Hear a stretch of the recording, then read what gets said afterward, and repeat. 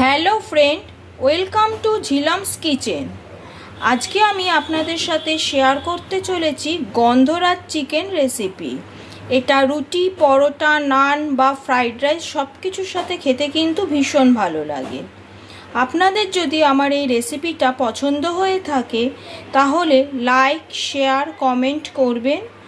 আর আমার চ্যানেলের নিত্য নতুন রেসিপির আপডেট পেতে গেলে আমার চ্যানেলটিকে অবশ্যই সাবস্ক্রাইব করবেন।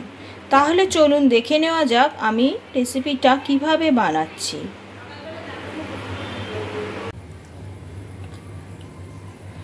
গন্ধরাজ চিকেন বানানোর জন্য আমি এখানে নিয়ে নিয়েছি 1 কেজি মুরগির মাংস। প্রথমে মাংসটাকে ম্যারিনেট করে নেব। তার জন্য দিয়ে দিচ্ছি টক দই। এখানে আমি 3 টেবিল স্পুন টক দই নিয়েছি, এটাকে জল ঝরিয়ে রেখেছি। দিয়ে দিচ্ছি আদা রসুনের পেস্ট।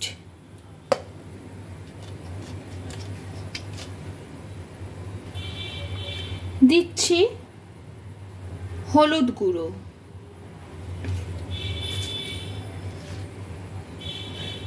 কাশ্মীরি লঙ্কার গুঁড়ো, দিয়ে দিচ্ছি গোলমরিচের গুঁড়ো। এবার দিচ্ছি পরিমাণ মতো নুন। এখানে আমি একটা গন্ধরাজ লেবু নিয়ে নিয়েছি। লেবুটাকে ভালো করে ধুয়ে পরিষ্কার করে নিয়েছি। এবার একটা গ্রেটারের সাহায্যে লেবুর সবুজ অংশটা ঘষে খানিকটা আমি গ্রেট করে দেব। ঘষার সময় খেয়াল রাখতে হবে যেন লেবুর সাদা অংশটা বেরিয়ে না আসে। এইভাবে ঘুরিয়ে ঘুরিয়ে আমি লেবুটাকে গ্রেট করছি। শুধু সবুজ অংশটাই নিতে হবে। সাদা অংশটা যদি মাংসের মধ্যে পড়ে তাহলে মাংসটা কিন্তু তেতো হয়ে যাবে।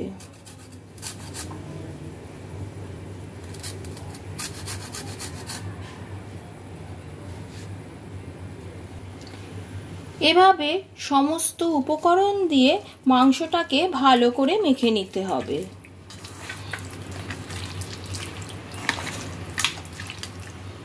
মাংসটা ভালোভাবে মাখা হয়ে গেছে। এবার এটাকে ঢেকে আমি 30 মিনিটের জন্য রেখে দিলাম।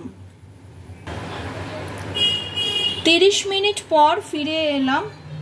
এবার একটা গন্ধরাজ লেবুকে রস চিপে মাংসের মধ্যে দিয়ে দেব।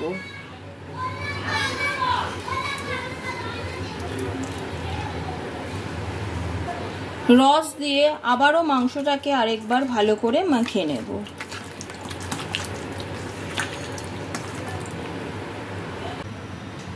চিকেনটা রান্না করার জন্য আমি একটা কড়াইকে গ্যাসের ওপর বসিয়ে নিয়েছি। কড়াইতে দিয়ে দিয়েছি রিফাইন্ড অয়েল। তেলটা গরম হয়ে গেছে। এবার আমি এর মধ্যে দিয়ে দেব গোটা গরম মশলা ফোড়ন। প্রথমেই দিয়ে দিচ্ছি দারচিনি, দিয়ে দিচ্ছি গোটা গোলমরিচ, লবঙ্গ, এলাচ। এলাচগুলোকে আমি ফাটিয়ে নিয়েছি। কয়েক সেকেন্ড তেলের মধ্যে নাড়াচাড়া করব। এবার আমি তেলের মধ্যে দিয়ে দিচ্ছি কেটে রাখা পেঁয়াজ।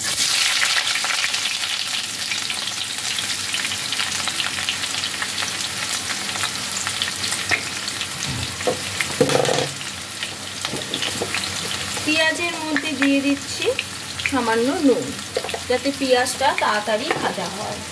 এবার পেঁয়াজটাকে ভালোভাবে ফ্রাই করতে হবে।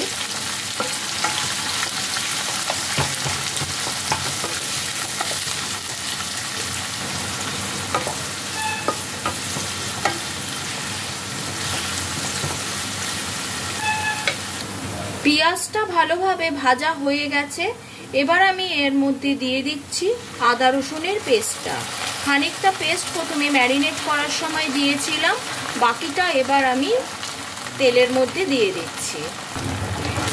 এবার পেঁয়াজ রসুনটাকে ভালো করে কষাতে হবে যতক্ষণ না মশলার কাঁচা গন্ধটা চলে যায়।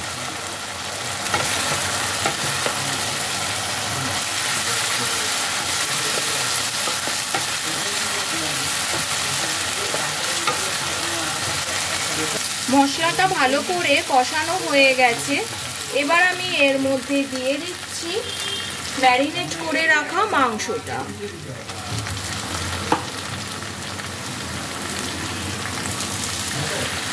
বাকি যে মশলাটা ছিল ম্যারিনেট করার সেটাকেও আমি এর মধ্যে দিয়ে দেব। সব কিছু দিয়ে ভালোভাবে মিশিয়ে নিতে হবে।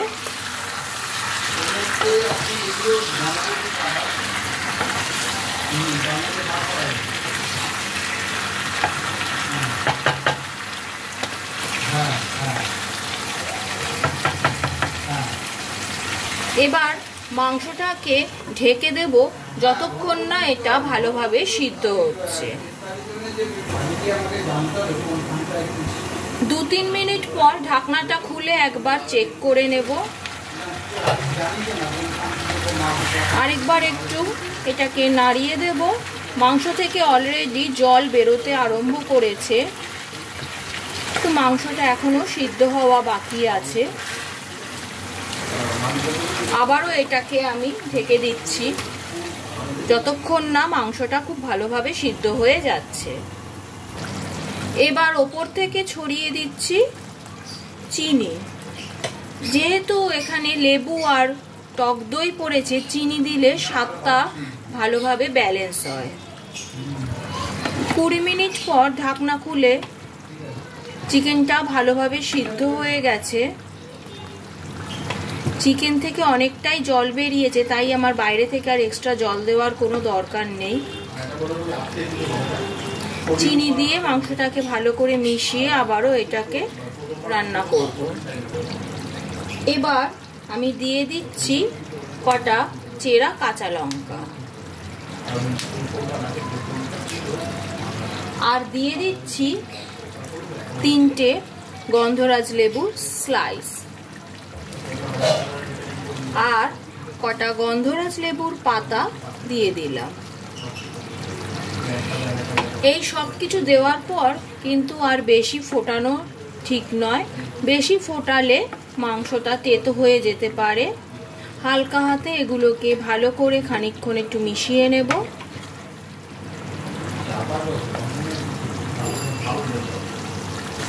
এবার গ্যাসের ফ্লেমটাকে অফ করে এটাকে ঢেকে 5 মিনিট স্ট্যান্ডিং টাইমে রেখে দিলাম।